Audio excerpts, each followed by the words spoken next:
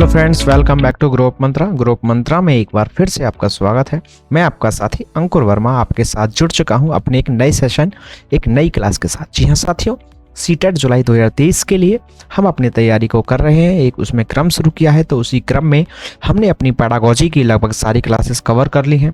साथ ही हमने अपनी सीटीपी की 5 क्लासेस और ईवीएस की अब तक 4 क्लासेस कवर कर ली हैं, जिसमें आज हमारी 5वीं क्लास होगी। अगर आपने इनमें से कोई सी भी क्लास अभी तक अटेंड नहीं की है तो इसी वीडियो के डिस्क्रिप्शन बॉक्स में उनका लिंक है, आप वहां से जाकर उनको एक्सेस कर सकते हैं, अटेंड कर सकते हैं। तो साथियों, आज का हमारा ईवीएस यानी कि पर्यावरण अध्ययन, जो कि हम एनसीईआरटी बेस्ड कवर कर रहे हैं, क्योंकि सीटेट में एनसीईआरटी में से एनसीईआरटी की जो हमारी बुक्स हैं प्राइमरी लेवल की, उनमें से क्वेश्चंस पूछे जाते हैं। तो उसी क्रम में आज हमारा ईवीएस का टॉपिक है पेड़ व पौधे, यानी कि प्लांट्स एंड ट्रीज जो होते हैं, उससे संबंधित जो हमारे क्वेश्चंस को आज की इस क्लास में डिस्कस करने वाले हैं। तो चलते हैं साथियों फटाफट से अपने आज के सेशन की ओर बिना किसी देरी के। पेड़ एवं पौधे, ट्री एंड प्लांट्स, तो इससे संबंधित बिंदुओं पर चर्चा करते हैं अब। तो ट्री एंड प्लांट्स, तो पेड़ पौधे हमारे जीवन का क्या है, महत्वपूर्ण हिस्सा है। जी हाँ, सभी साथी जानते हैं कि जो हमारे पेड़ पौधे होते हैं वो हमारे जीवन का एक महत्वपूर्ण हिस्सा होते हैं, हमारी लाइफ में एक महत्वपूर्ण रोल प्ले करते हैं। क्यों? क्योंकि पौधों से ही हमें सांस लेने के लिए हमें प्राणवायु, जिसे हम ऑक्सीजन कह देते हैं, जी हाँ, जो हमारी सांस लेने के लिए आवश्यक गैस की आवश्यकता होती है, जिस गैस की हमें जरूरत होती है, उसकी हमें जरूरत कहां से पूर्ति होती है? हमारे पौधों द्वारा। क्योंकि पौधे ही वह हैं जो हमारे वातावरण की कार्बन डाइऑक्साइड को ग्रहण करके और हमें बदले में ऑक्सीजन प्रदान करते हैं। तो सबसे बड़ी बात है, क्योंकि व्यक्ति एक बार को खाए पिए रह सकता है, बिना पानी के कुछ समय तक जिंदा रह सकता है, लेकिन सबसे महत्वपूर्ण ऑक्सीजन, बिना सांस लिए मैक्सिमम 2 से 4 मिनट, 5 मिनट से ज्यादा जिंदा नहीं रह सकता। तो कहीं ना कहीं इस प्रकार से पहला ही बिंदु बहुत ही महत्वपूर्ण साबित होता है। साथ ही सिर्फ साथियों, अगर हम सांस भी ले ले तो भी जीवन नहीं चल सकता, तो हमें अन्य चीजों की आवश्यकता होती है। उन्हीं आवश्यकताओं में से एक है भोजन। जी हाँ, तो भोजन के भी रूप में पौधों का हमें बहुत प्रकार से लाभ मिलता है। जी हाँ, फल हमारे होते हैं, फ्रूट्स होते हैं, दवाइयां होती हैं, यानी कि इनके द्वारा हमें मेडिसिन्स या औषधियां आदि भी प्राप्त होती हैं। साथ ही साथ हमें पौधों से फल फूल प्राप्त होते हैं, लकड़ी प्राप्त होती है, और भी हमारे वास्तविक जीवन या दैनिक जीवन से संबंधित बहुत ही महत्वपूर्ण चीजें या आवश्यक वस्तुएं प्राप्त होती हैं। तो साथियों, यहाँ तक कि बहुत सारे जानवर भी हमारे पेड़ पौधों पर निर्भर होते हैं, यानी कि सिर्फ मनुष्य ही नहीं, यहाँ तक कि हमारे जानवर भी पेड़ पौधों पर निर्भर रहते हैं। और वही बात करें, पेड़ पौधे हमारे वातावरण को दूषित होने से भी बचाते हैं। तो जी हाँ साथियों, तो पेड़ पौधों से हमें ऑक्सीजन मिलती है, भोजन मिलता है, फल फूल मिलते हैं, लकड़ी मिलती है, औषधियां मिलती हैं, और हमारा वातावरण भी इसके कारण शुद्ध रहता है, साफ रहता है। और साथ ही साथ मनुष्य के अलावा जानवरों को भी इनसे लाभ मिलता है, क्योंकि कहीं ना कहीं हम जितना पेड़ पौधों से प्राप्त करते हैं, काफी हद तक हम जानवरों से भी कुछ चीजों के लिए निर्भर होते हैं। तो उनकी पूर्ति अगर इनसे हो रही है, तो कहीं ना कहीं डायरेक्ट या इनडायरेक्ट वे में कहीं ना कहीं पेड़ पौधे फिर भी हमारे काम ही आ रहे हैं, क्योंकि जानवरों को भी विकसित होने के लिए या जिन चीजों को हम उनसे लेते हैं, उनको विकसित होने के लिए पेड़ पौधों पर कहीं ना कहीं निर्भरता है। तो साथियों, पेड़ और पौधों की बहुत ही आवश्यक और एक महत्वपूर्ण भूमिका होती है इस प्रकृति में जीवों के संदर्भ में। तो चलते हैं साथियों आगे। तो पहला बिंदु जानते हैं। जी हाँ, हमने आपको पहले ही बताया कि हम सीटेट में उन बिंदुओं पर चर्चा कर रहे हैं जो एग्जाम में क्वेश्चंस बनाते हैं।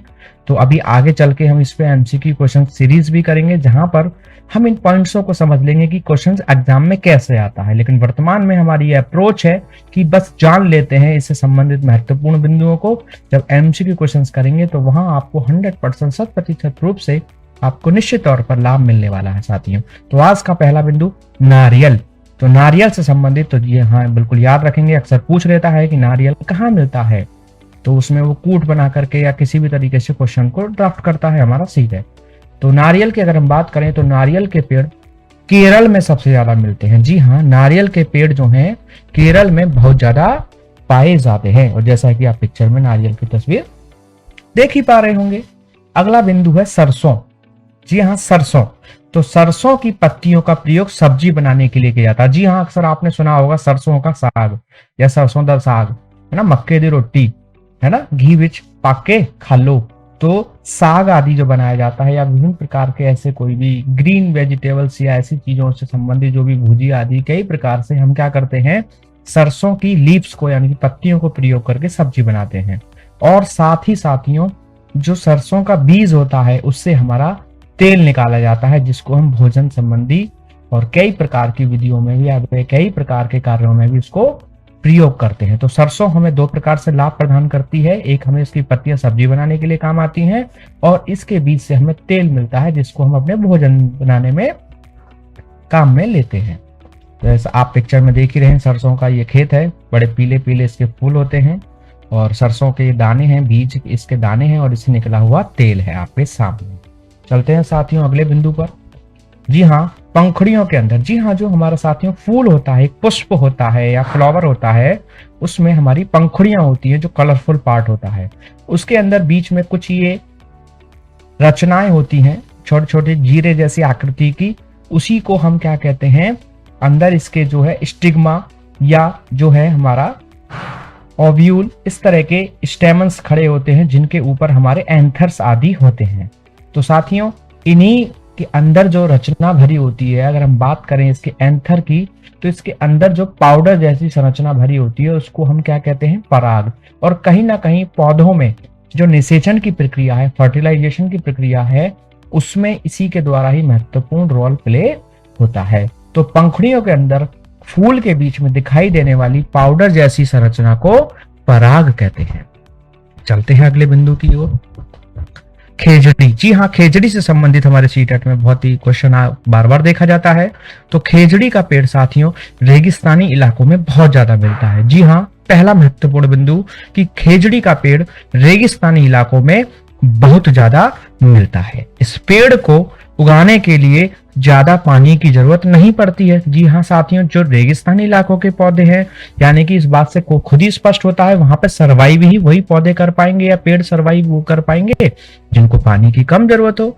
तो खेजड़ी का पेड़ रेगिस्तानी इलाकों में पाया जाता है। इस पेड़ को उगाने के लिए ज्यादा पानी की जरूरत नहीं पड़ती है। साथ ही इस पेड़ की छाया में बच्चे खेलना पसंद करते हैं। अब आप कहेंगे सर ऐसे बिंदु क्यों बताए जा रहे हैं? जी हाँ साथियों, सीटेट में इस प्रकार के बिंदुओं को डालकर वो कूट में क्वेश्चन बनाने का काम करता है, तो इस दृष्टि से हमें इसको जानना आवश्यक हो जाता है। अगला है, इस पेड़ की छाल का इस्तेमाल दवा बनाने के लिए किया जाता है। जी हाँ, जो खेजड़ी का पेड़ है, इसकी छाल का इस्तेमाल दवा बनाने के लिए किया जाता है और इस पेड़ की लकड़ी में कभी कीड़ा नहीं लगता है। जी हाँ, खेजड़ी वृक्ष की एक और खूबी है कि इसकी लकड़ी में कभी भी कीड़ा नहीं लगता है। इसकी पत्तियों का इस्तेमाल वहां पर रहने वाले जानवर अपने भोजन के रूप में करते हैं, यानी कि खेजड़ी के वृक्ष की पत्तियों को जानवर भोजन के रूप में ग्रहण करते हैं। और जो इसकी कलियां होती हैं, इस पेड़ पे जो कलियां उत्पन्न होती हैं, पैदा होती हैं, उनके द्वारा सब्जी बनाई जाती है या खेजड़ी वृक्ष की कलियों की सब्जी बनाई जाती है। जी हाँ साथियों, पिक्चर में आप देख ही रहे हैं खेजड़ी वृक्ष, जैंट प्लांट, इसकी जो फली की सब्जी बनाई जाती है और इसकी पत्तियां जानवर खाते हैं। इसको कम पानी की जरूरत पड़ती है और इसकी छाल की दवा बनती है और सबसे बड़ी बात, इसकी लकड़ी में कभी भी कीड़ा नहीं लगता है। चलते हैं अगले बिंदु की ओर। यह पेड़, जी हाँ, खेजड़ी जो वृक्ष है वो ज्यादातर राजस्थान में जोधपुर के पास खेजडली गांव में पाया गया है या पाया जाता है। और साथियों, जो इस गांव का नाम है, जो खेजडली गांव नाम पड़ा है, वो भी इस पेड़ के नाम के कारण ही पड़ा है। तो जो खेजड़ी गांव है वो इस पेड़ के नाम के कारण ही उस गांव का नाम पड़ा है। जैसा कि आप पिक्चर में देख रहे हैं, खेजड़ी बलिदान दिवस, इसमें जो अमृता जो थी, उन्होंने पेड़ों से लिपटकर और उनको बचाने से संबंधित आंदोलन चलाए थे, इसलिए खेजड़ी बलिदान दिवस भी बनाया जाता है। चलिए साथियों, चलते हैं अगले बिंदु की ओर। अगला है लीची। जी हाँ साथियों, लीची। तो लीची की अगर हम बात करें तो ये बिहार के मुजफ्फर जिले के बोचाहा गांव में लीची के बहुत सारे पेड़ पाए जाते हैं। जी हाँ, जो लीची है वो बिहार के मुजफ्फर जिले के बोचाहा गांव में बहुत ज्यादा इसके पेड़ पाए जाते हैं। और अगर साथियों बात करें इसके फूल की, तो लीची के फूल फरवरी में खिलते हैं। जी हाँ साथियों, कूट में वो अक्सर पूछ लेता है कि लीची के फूल दिसंबर में खिलते हैं, तो आप वहां कंफ्यूज कर जाते हैं, तो बिल्कुल याद रखने योग्य बिंदु है ये। तो लीची के फूल फरवरी में खिलते हैं।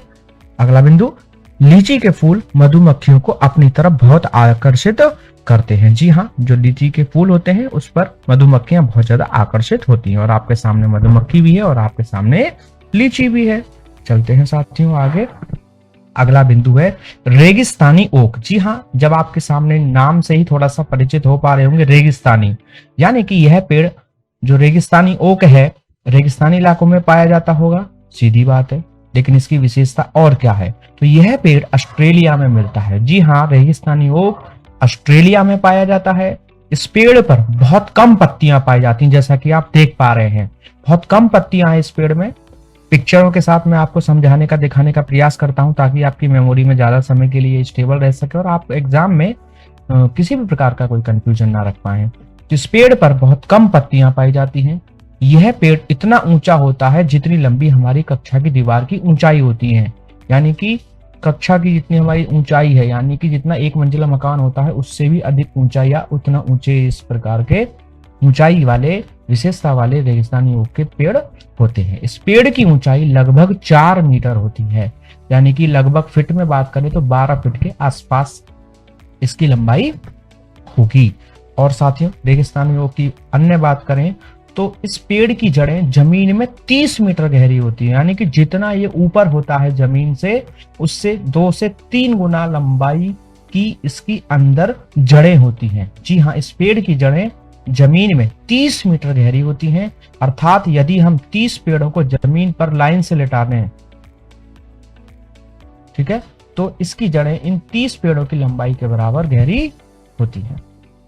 इस पेड़ की जड़ें जमीन में इतनी गहराई तक जाती हैं जब तक कि पानी उन जड़ों तक नहीं पहुंच जाता। जी हाँ, इस पेड़ की सबसे बड़ी और विशेष खूबी यह है कि इसकी जड़ें इतनी गहरी चली जाती हैं जमीन में अंदर कि बिल्कुल जड़ इनकी वहां तक पहुंच जाती हैं जहां पर भूमि में नीचे जल होता है। और साथियों, इसी की वजह से इस पेड़ का जो तना होता है उसमें जल इकट्ठा होने लगता है।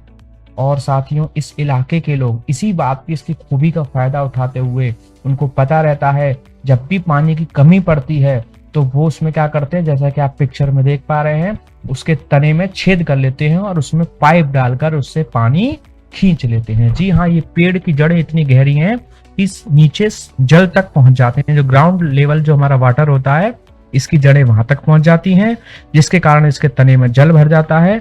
और वहां के रहने वाले लोग जब पानी की बहुत ज्यादा कमी होती है तो वहां पर उसमें छेद करके पाइप डाल करके पानी को खींच लेते हैं।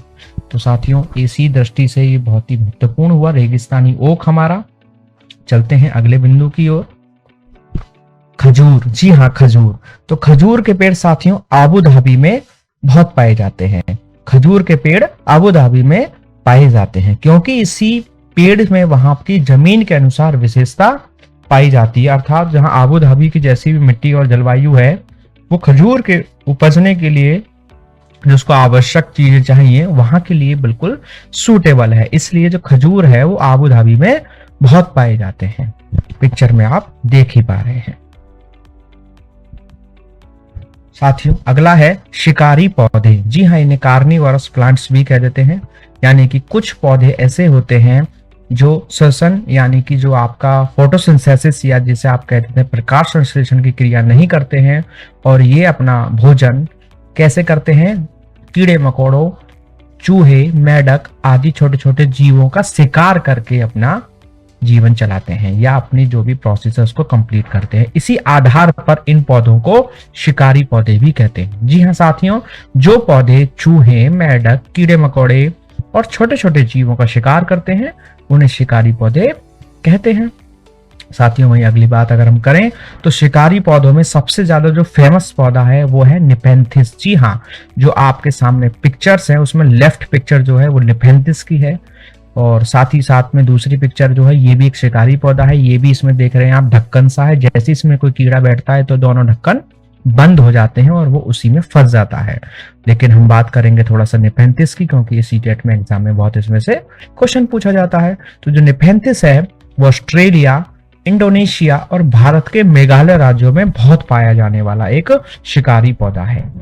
अगर हम इसकी बात करें तो इसका जो आकार है वो एक लंबे घड़े जैसा होता है, जैसा कि आप पिक्चर में देख पा रहे हैं, और उसके ऊपर एक पत्ती का ढक्कन जैसी रचना होती है। साथियों, जैसे ही इसमें कोई कीड़ा इसमें एंटर करता है इस घड़े जैसी आकृति में, तो ये ढक्कन जो है वो स्वतः ही बंद हो जाता है और फिर बाहर नहीं निकल पाता है। अब आप कहेंगे कि वो फिर कीड़ा आता ही क्यों है, तो उसका कारण है कि इस घड़े में एक विशेष प्रकार की खुशबू निकलती है, जिसके कारण कीड़े इसकी तरफ आकर्षित होकर चले आते हैं, और जैसे ही वो उसमें अंदर जाते हैं तुरंत ये जो पत्ती नुमा ढक्कन है ये बंद हो जाता है और उसके बाद वो बाहर नहीं निकल पाते। तो जैसे ही कीड़े पौधे के ऊपर पहुंचते हैं, पौधों का कीड़ों को अंदर ही जकड़ लेता है और इन कीड़ों को बाहर नहीं निकलने देता। इसलिए ही इस पौधे को शिकारी पौधा कहा जाता है, नेपेंथिस। चलिए साथियों, अगले बिंदु की ओर चलते हैं। अगला है क्रोटोन। जी हाँ, क्रोटोन बहुत ही महत्वपूर्ण बिंदुओं में से एक है। इस पौधों के पत्ते आप देख ही पा रहे होंगे साथियों कितने कलरफुल हैं। तो इसके पौधे जो हैं बड़े ही रंग बिरंगे होते हैं, और साथियों जो किसान लोग हैं इस पौधे को अपनी मुख्य फसल के साथ बोते हैं, यानी कि जो अपनी फसल बोते हैं वो तो बोनी ही, साथ में इसके थोड़े थोड़े बीच बीच में पौधे लगा देते हैं। अब साथियों ऐसा क्यों करते हैं? ऐसा नहीं है कि सुंदर सा पौधा है, सुंदर सुंदर पत्तियां इसलिए करते हैं। साथियों इसके पीछे मुख्य कारण ये है कि जो इस पौधे की जड़ें होती है वो जमीन में बहुत ज्यादा नीचे तक नहीं जाती हैं। बहुत इसकी गहरी जो है वो जो जड़ें हैं वो बहुत ज्यादा गहरी नहीं होती हैं, और यह पौधा इस कारण ही जब भी फसल में या मिट्टी में पानी की कमी होती है तो ये मुरझाने लगता है। इससे किसानों को यह पता चल जाता है कि अब हमारी फसल को पानी की जरूरत है। तो इसके जब पत्तियां मुरझाने लगती हैं तो इससे किसानों को पता चल जाता है और किसान इस कारण से अपनी फसल को पानी दे पाते हैं। तो कहीं ना कहीं ये किसानों को सूचक जल संबंधी जानकारी देने का काम करता है। इसलिए जो हमारे किसान भाई लोग हैं इसको मुख्य फसल के साथ बोने का काम करते हैं। किसको? क्रोटोन को, जिसकी पत्तियां आदि कैसी होती हैं? रंग बिरंगी होती हैं। साथियों अगला है मटर के पौधे। जी हाँ, मटर के पौधे। अगर हम मटर के पौधे की बात करें तो ऑस्ट्रिया में रहने वाले ग्रेगर जॉन मेंडल ने मटर के पौधे पर खोज की थी, या इन्होंने अपना प्रयोग किया था। जी हाँ, ग्रेगर जॉन मेंडल, जिनको आनुवंशिकता का जनक भी कहा जाता है, जिन्होंने मटर के पौधे और चूहों पर प्रयोग किया था, तो उसी में से इन्होंने एक मटर के पौधे पर प्रयोग किया जिसको T1 व T2 नामक प्रयोग के नाम से भी जाना जाता है। तो इन्होंने अपना मेंडलवाद का सिद्धांत भी इसी के आधार पर दिया है, आनुवंशिकता से संबंधित। तो मेंडल ने साथियों मटर के पौधों के गुण जोड़ियों में पाए जाते हैं ऐसी ऐसी कुछ जानकारी दी, जैसे बीज का चिकना या खुदरा पाया जाना, पीला या हरा पाया जाना, और पौधों के तनों का लंबा या छोटा पाया जाना आदि संबंधी चीजों पर चर्चा की। इन्होंने बताया कि यदि चिकने बीज के पौधे हैं तो उन पौधों के बच्चे, यानी कि जो आने वाले बीजों से उत्पन्न दूसरे पौधे होंगे वो भी कैसे होंगे? चिकने ही बीज वाले होंगे।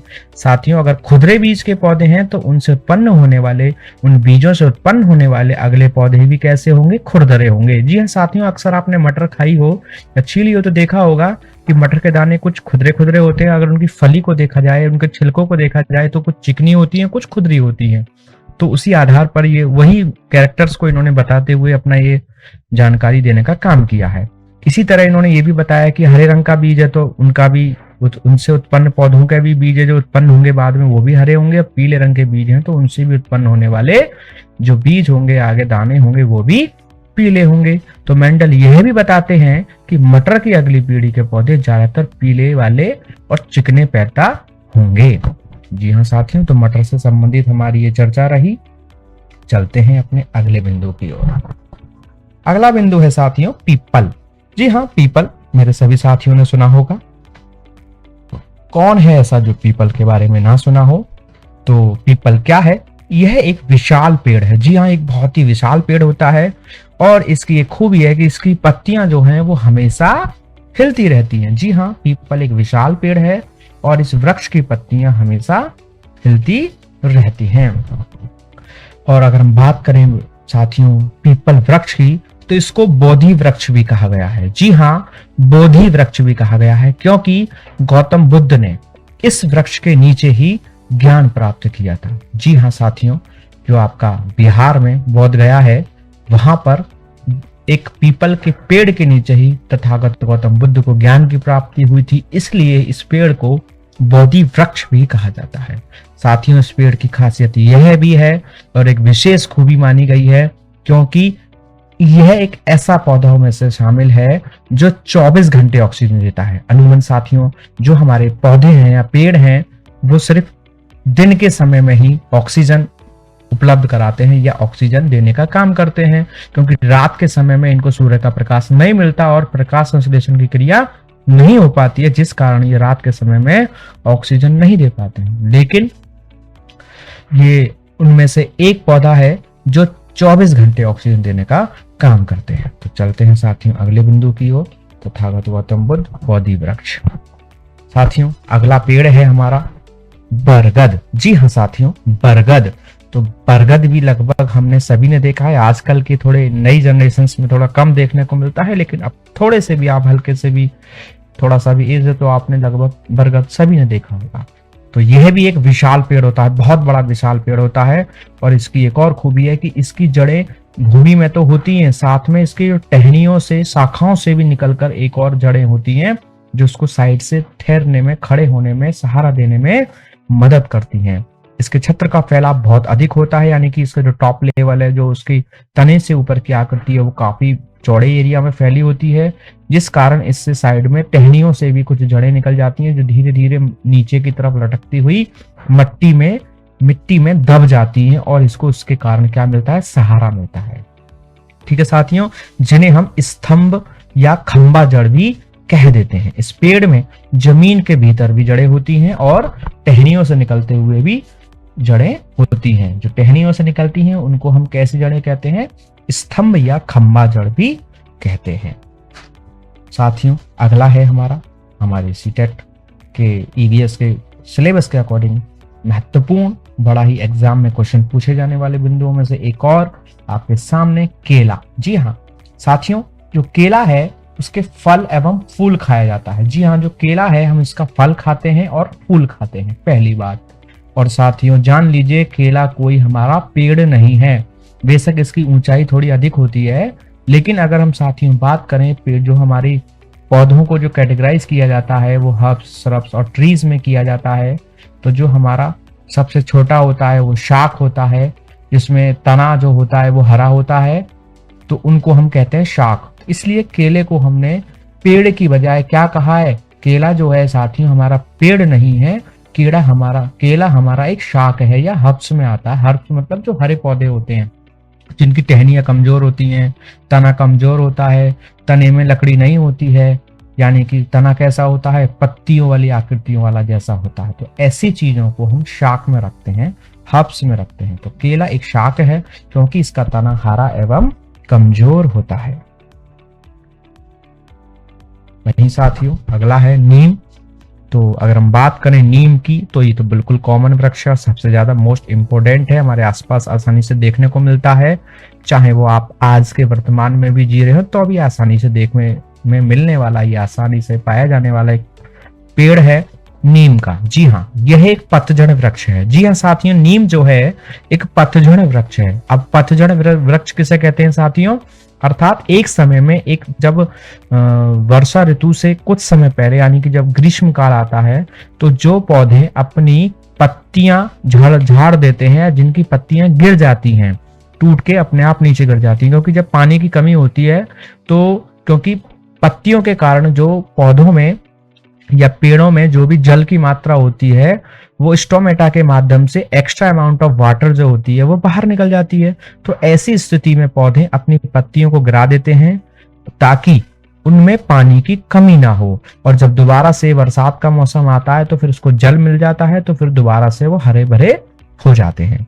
तो जो पौधे इस प्रकार से अपनी पत्तियों को गिरा देते हैं, अर्थात ऐसे पौधे जिनमें पानी की कमी से बचने के लिए उनकी पत्तियां गिर जाती हैं, या जो मिश्रित जलवायु वाले स्थानों पर पौधे पाए जाते हैं, कहीं ना कहीं वो पतझड़ वृक्ष ही होते हैं साथियों। तो नीम भी उनमें से एक है। यह एक पतझड़ वृक्ष है। इसमें मसूला जड़ होती है, जैसा कि आप पिक्चर में देख पा रहे हैं, मसूला जड़ और अपस्थानिक जड़। अपस्थानिक जड़ वो होती हैं जो नीचे गुच्छेदार होती हैं, जैसे कि हमारे किसी स्त्री के लंबे लंबे बाल हों तो उनको एकदम से इकट्ठा कर दिया जाए, ठीक है, अच्छे से कॉम्ब ना करके उनको ऐसे ही लपेट लिया जाए। तो ऐसी स्थिति जो बनती है उसको कहते हैं अपस्थानिक जड़। और साथियों, जब ऐसी जड़ हो जिसमें पहले एक ठोस आकृति सी बन रही हो, फिर छोटे छोटे उसमें हेयर लाइक स्ट्रक्चर निकल रही हो, तो उसे मूसला जड़ कहते हैं।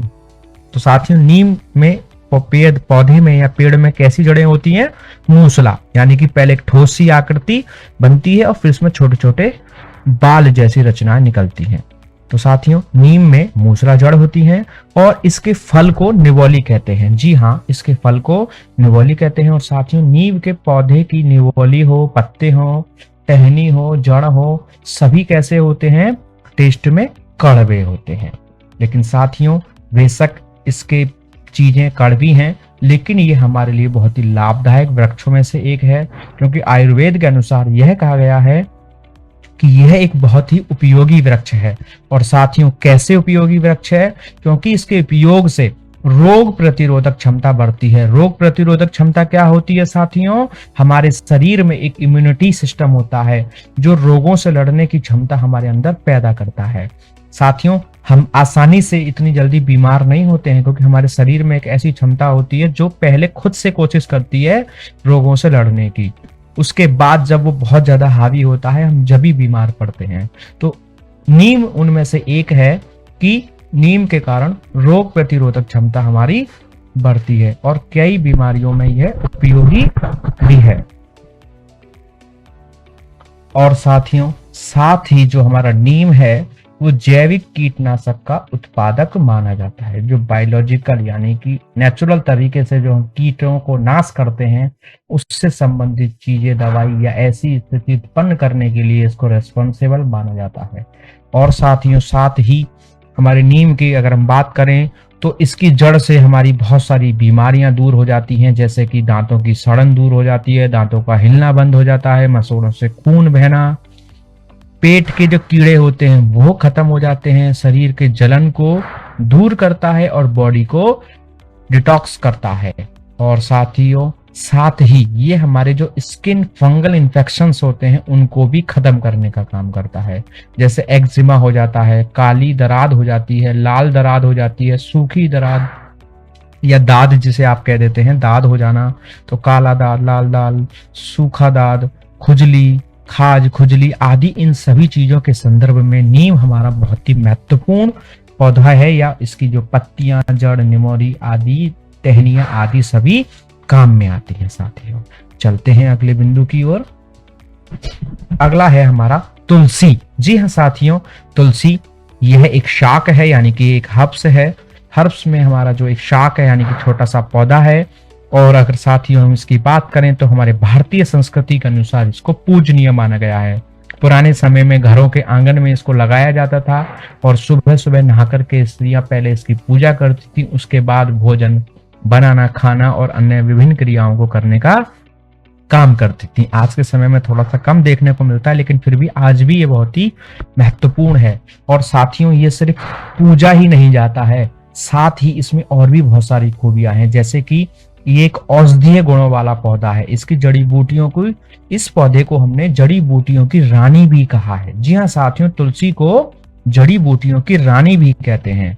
और साथियों, यह कैंसर, दंत रोग, श्वास संबंधी रोग और सर्दी जुकाम आदि जैसी बीमारियों में बहुत ही फायदेमंद होता है। क्या? हमारा तुलसी। तुलसी के हमारे क्या क्या स्वास्थ्य लाभ हैं साथियों? जैसे कि एंटीऑक्सीडेंट होते हैं इसमें, जो रोगों से लड़ने में मदद करते हैं, पहली बात। दूसरी बात, इसमें कैंसर से लड़ने के भी गुण होते हैं। ये वायरस से भी लड़ने का काम करता है हमारा।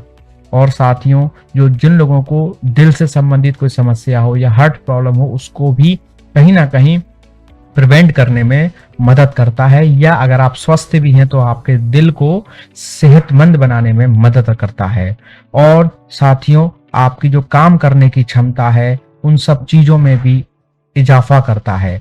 यह एक प्राकृतिक एंटी इंफ्लेमेटरी के रूप में कार्य करता है। और साथियों, जीवाणुओं को संबंधी संक्रमण जो होता है उनसे भी रोकने में मदद करता है। तनाव को कहीं ना कहीं काफी हद तक कम करने में मदद करता है। लिवर संबंधी जो समस्याएं हैं उनको नियंत्रित करता है या उनको स्वस्थ रखने में मदद करता है। और मलेरिया जैसे लक्षणों को भी कम या शांत करता है। और भी साथियों इसी के साथ साथ माइग्रेन, कैंसर, पथरी, हृदय, थकान, संक्रमण, कोलेस्ट्रॉल, मलेरिया, त्वचा के रोग, खांसी जुकाम, खून की खराबी और प्रतिरोधक क्षमता, यानी कि कितनी सारी खूबियां हैं हमारे इस एक पौधे में। और आज हमने इसको जो अपने आसपास से दूर कर दिया है, तो कहीं ना कहीं हम कितनी गलती कर रहे हैं। और साथियों एक और इसकी बहुत ही महत्वपूर्ण विशेषता है कि जिस प्रकार से अभी हमने एक पेड़ की चर्चा और की थी कि वो हमें 24 घंटे ऑक्सीजन देता है, पीपल, उसी प्रकार से हमारा तुलसी का पौधा भी हमें 24 घंटे ऑक्सीजन उपलब्ध कराने का कार्य करता है साथियों। तो तुलसी बहुत ही महत्वपूर्ण पौधों में से एक है, हमें 24 घंटे ऑक्सीजन भी उपलब्ध करा रहा है, इतनी अच्छी अच्छी जड़ी बूटियां उपलब्ध करा रहा है, इतनी भयंकर और खतरनाक जैसी बीमारियों से भी हमें बचाने का कार्य करता है। तो साथियों हमने ये सब जाना इसमें अपनी क्लास में। आज के हमने पेड़ और पौधों से संबंधित इतने हमने पॉइंटों पर चर्चा की। इसी के साथ हमारी आज की क्लास साथियों यहीं समाप्त होती है। जल्द ही मिलते हैं आपसे अगली क्लास में। अगली क्लास में हम अपनी सीटेट 2022 को ईवीएस को लेकर ओरिएंटेड क्लास में अगली क्लास में जल्दी मिलेंगे अपने नए टॉपिक के साथ। तब तक के लिए साथियों इसी प्रकार से बने रहें, पढ़ते रहें, सीखते रहें। और प्लीज अगर आपने अभी तक वीडियो को लाइक नहीं किया है तो लाइक कर दीजिए, थोड़ा सा शेयर भी कर दिया करें। और अगर आप चैनल पर नए हैं तो प्लीज चैनल को सब्सक्राइब कर दें। Okay bye, thank you. और साथियों साथ ही जो हमारा नीम है वो जैविक कीटनाशक का उत्पादक माना जाता है। जो बायोलॉजिकल यानी कि नेचुरल तरीके से जो हम कीटों को नाश करते हैं उससे संबंधित चीजें, दवाई या ऐसी स्थिति उत्पन्न करने के लिए इसको रेस्पॉन्सिबल माना जाता है। और साथियों साथ ही हमारे नीम की अगर हम बात करें तो इसकी जड़ से हमारी बहुत सारी बीमारियां दूर हो जाती हैं, जैसे कि दांतों की सड़न दूर हो जाती है, दांतों का हिलना बंद हो जाता है, मसूड़ों से खून बहना, पेट के जो कीड़े होते हैं वो खत्म हो जाते हैं, शरीर के जलन को दूर करता है और बॉडी को डिटॉक्स करता है। और साथियों साथ ही ये हमारे जो स्किन फंगल इन्फेक्शंस होते हैं उनको भी खत्म करने का काम करता है। जैसे एक्जिमा हो जाता है, काली दराद हो जाती है, लाल दराद हो जाती है, सूखी दराद या दाद जिसे आप कह देते हैं, दाद हो जाना, तो काला दाद, लाल दाद, सूखा दाद, खुजली, खाज, खुजली आदि, इन सभी चीजों के संदर्भ में नीम हमारा बहुत ही महत्वपूर्ण पौधा है। या इसकी जो पत्तियां, जड़, निमोरी आदि, टहनियां आदि सभी काम में आती है। साथियों चलते हैं अगले बिंदु की ओर। अगला है हमारा तुलसी। जी हाँ साथियों, तुलसी यह एक शाक है, यानी कि एक हर्ब्स है। हर्ब्स में हमारा जो एक शाक है यानी कि छोटा सा पौधा है। और अगर साथियों हम इसकी बात करें तो हमारे भारतीय संस्कृति के अनुसार इसको पूजनीय माना गया है। पुराने समय में घरों के आंगन में इसको लगाया जाता था और सुबह सुबह नहाकर के स्त्रियां पहले इसकी पूजा करती थी, उसके बाद भोजन बनाना, खाना और अन्य विभिन्न क्रियाओं को करने का काम करती थी। आज के समय में थोड़ा सा कम देखने को मिलता है, लेकिन फिर भी आज भी ये बहुत ही महत्वपूर्ण है। और साथियों ये सिर्फ पूजा ही नहीं जाता है, साथ ही इसमें और भी बहुत सारी खूबियां हैं, जैसे कि ये एक औषधीय गुणों वाला पौधा है। इसकी जड़ी बूटियों को, इस पौधे को हमने जड़ी बूटियों की रानी भी कहा है। जी हाँ साथियों, तुलसी को जड़ी बूटियों की रानी भी कहते हैं। और साथियों यह कैंसर, दंत रोग, श्वास संबंधी रोग और सर्दी जुकाम आदि जैसी बीमारियों में बहुत ही फायदेमंद होता है। क्या हमारा तुलसी के हमारे क्या क्या स्वास्थ्य लाभ हैं साथियों, जैसे कि एंटीऑक्सीडेंट होते हैं इसमें, जो रोगों से लड़ने में मदद करते हैं, पहली बात। दूसरी बात, इसमें कैंसर से लड़ने के भी गुण होते हैं, ये वायरस से भी लड़ने का काम करता है हमारा। और साथियों जिन लोगों को दिल से संबंधित कोई समस्या हो या हार्ट प्रॉब्लम हो उसको भी कहीं ना कहीं प्रिवेंट करने में मदद करता है। या अगर आप स्वस्थ भी हैं तो आपके दिल को सेहतमंद बनाने में मदद करता है। और साथियों आपकी जो काम करने की क्षमता है उन सब चीजों में भी इजाफा करता है। यह एक प्राकृतिक एंटी इंफ्लेमेटरी के रूप में कार्य करता है। और साथियों जीवाणुओं को संबंधी संक्रमण जो होता है उनसे भी रोकने में मदद करता है। तनाव को कहीं ना कहीं काफी हद तक कम करने में मदद करता है। लिवर संबंधी जो समस्याएं हैं उनको नियंत्रित करता है या उनको स्वस्थ रखने में मदद करता है। और मलेरिया जैसे लक्षणों को भी कम या शांत करता है। और भी साथियों इसी के साथ साथ माइग्रेन, कैंसर, पथरी, हृदय, थकान, संक्रमण, कोलेस्ट्रॉल, मलेरिया, त्वचा के रोग, खांसी जुकाम, खून की खराबी और प्रतिरोधक क्षमता, यानी कि कितनी सारी खूबियां हैं हमारे इस एक पौधे में। और आज हमने इसको जो अपने आसपास से दूर कर दिया है, तो कहीं ना कहीं हम कितनी गलती कर रहे हैं। और साथियों, एक और इसकी बहुत ही महत्वपूर्ण विशेषता है कि जिस प्रकार से अभी हमने एक पेड़ की चर्चा और की थी कि वो हमें 24 घंटे ऑक्सीजन देता है, पीपल, उसी प्रकार से हमारा तुलसी का पौधा भी हमें 24 घंटे ऑक्सीजन उपलब्ध कराने का कार्य करता है साथियों। तो तुलसी बहुत ही महत्वपूर्ण पौधों में से एक है, हमें 24 घंटे ऑक्सीजन भी उपलब्ध करा रहा है, इतनी अच्छी अच्छी जड़ी बूटियां उपलब्ध करा रहा है, इतनी भयंकर और खतरनाक जैसी बीमारियों से भी हमें बचाने का कार्य करता है। तो साथियों, हमने ये सब जाना इसमें अपनी क्लास में। तो साथियों, आज की क्लास में सिर्फ इतना ही। उम्मीद है कि आपको आज की क्लास अच्छे से समझ में आई होगी। अगर आपको आज का सेशन अच्छा लगा तो वीडियो को लाइक करें एंड शेयर करें। वैसे आपके हमें कमेंट्स मिल रहे हैं बराबर, और कुछ बच्चे व्हाट्सएप के माध्यम से भी कनेक्ट हो रहे हैं और वहाँ पर आकर के कमेंट कर रहे हैं और अपनी बातें बता रहे हैं। तो हालांकि माहौल सकारात्मक है, आपको चीज़ें समझ में आ रही हैं, लेकिन फिर भी अगर आपको कुछ कमी लगती है, कोई आपका सुझाव है, तो आप कमेंट कर सकते हैं, या आप टेलीग्राम या व्हाट्सएप के माध्यम से जुड़कर अपनी बात हमसे शेयर कर सकते हैं। हम बिल्कुल उसमें सुधार करने का या जो भी चीज़ें हैं उनको और अच्छे से करने का प्रयास करेंगे। साथ ही साथ कुछ बच्चों का सवाल है कि हमें इन टॉपिक्स की PDF कैसे मिलेगी, हमें अगर हार्ड कॉपी या सॉफ्ट कॉपी चाहिए तो वो कैसे मिलेगी। तो इसके लिए आप इसी वीडियो के डिस्क्रिप्शन बॉक्स में व्हाट्सअप नंबर दिया हो, वहाँ पर अपने नाम से मैसेज छोड़ें और अपना क्वेश्चन छोड़ें या PDF लिख कर छोड़ दें। हम उसके बारे में आपको जानकारी दे देंगे और आपको PDF प्रोवाइड कराने का तरीका बता देंगे। तो चलते हैं साथियों, मिलते हैं आपसे अपनी अगली क्लास में अपने एक नए टॉपिक के साथ। तब तक के लिए आप इसी प्रकार बने रहें, पढ़ते रहें, सीखते रहें। Thanks for watching. Don't forget to like and share the video. Please subscribe the channel.